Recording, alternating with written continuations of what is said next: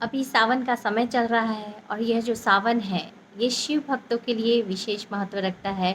और प्रत्येक भक्त जो कि भक्ति में लीन होना चाहते हैं, जो अपने जीवन में भक्ति को शामिल करना चाहते हैं और जो शिव भक्त हैं, वह सभी के सभी इस विशेष दिन की बहुत ही बेसब्री से इंतज़ार करते हैं। आपको ये पता है कि शिव भक्त होना कितनी गौरव की बात होती है, क्योंकि जब भी हम शिव भक्त होते हैं, ये हमारे इस जन्म की ही बात नहीं है, ये हमारे पिछले कर्मों के ऊपर डिपेंड करता है। पिछले कर्मों के अनुसार ही कितने सारे देवी देवता हैं, सारे देवी देवताओं के इतने सारे स्वरूप हैं, चाहे वो कृष्ण हों, देवी हों, साईं हों, शिव हों, जितने बहुत सारे देवी देवता हैं। और सारे के सारे, कभी किसी को हम गुरु रूप में मानते हैं, कभी किसी को हम इष्ट रूप में, कभी किसी को हम ईश्वर के रूप में मानते हैं। तो ये हमारी भक्ति की ओर, हमारी भक्ति की प्रकाष्ठा होती है कि हम किससे कनेक्ट होते हैं। और ये सारी चीज़ें जो हैं इस जन्म की नहीं होती, ये सारी बातें हमारे पूर्व जन्मों से संबंधित होती हैं। और यहाँ पे शिव भक्त के विषय में बात हो रही है कि जो शिव भक्त होता है वह अ, बहुत ही अद्भुत जो व्यक्ति होते हैं, वो ही शिव की भक्ति के प्रति जो क्यों आकर्षित होते हैं। क्योंकि जो शिव भक्त है वो साकार से निराकार, क्योंकि शिव जी को निराकार के रूप में माना जाता है। साकार रूप में तो हर कोई होता है, लेकिन प्रत्येक जो भी ईश्वर है उसका अंश जो है वो शिवांश से ही होता है। जब भी कभी हर व्यक्ति जब भी कोई भी पूजन करता है, भक्ति करता है और शिव भक्ति करता है, तो वह 3 प्रकार से मुख्यतः भक्ति करता है: मानसिक भक्ति, कायिक भक्ति और वाचिक भक्ति।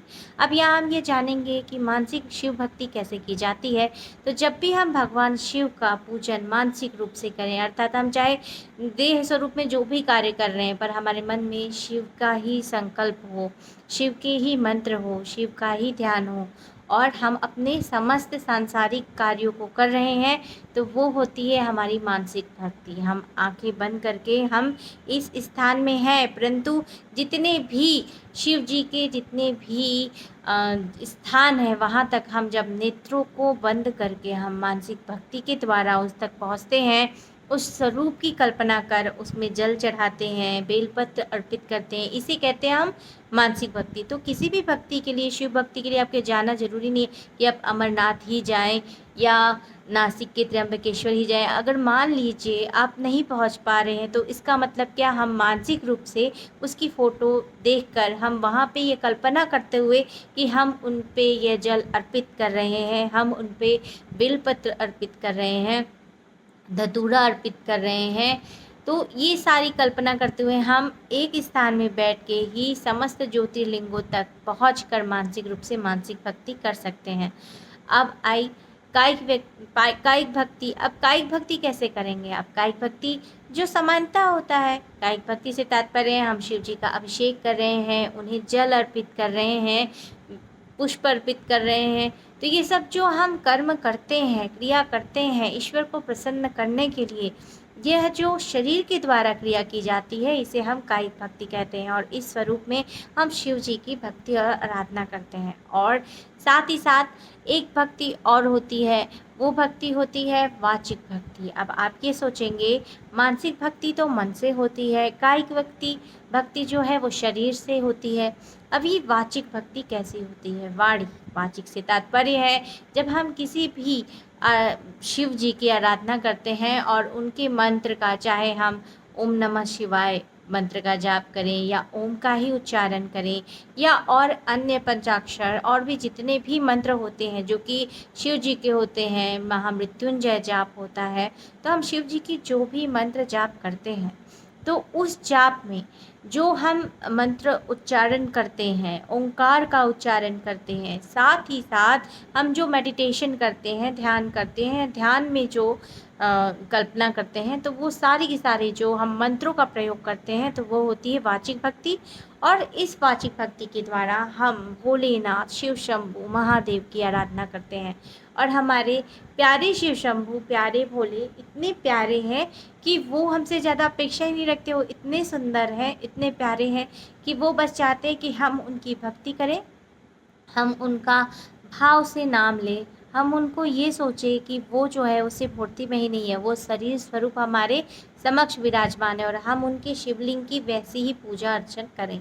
और उन्हें कुछ नहीं चाहिए, उन्हें आपका फूल नहीं चाहिए, उन्हें आपकी अगरबत्ती नहीं चाहिए, सच बचाएं तो उन्हें तो सिर्फ आपके मन का भाव चाहिए, क्योंकि भोलेनाथ इतने दयालु हैं कि उनके पास तो सब है। हम उन्हें क्या देंगे? उन्हें सिर्फ हमारे से हमारा प्रेम चाहिए, हमारा अनुराग चाहिए और हमारा भाव चाहिए और कुछ नहीं।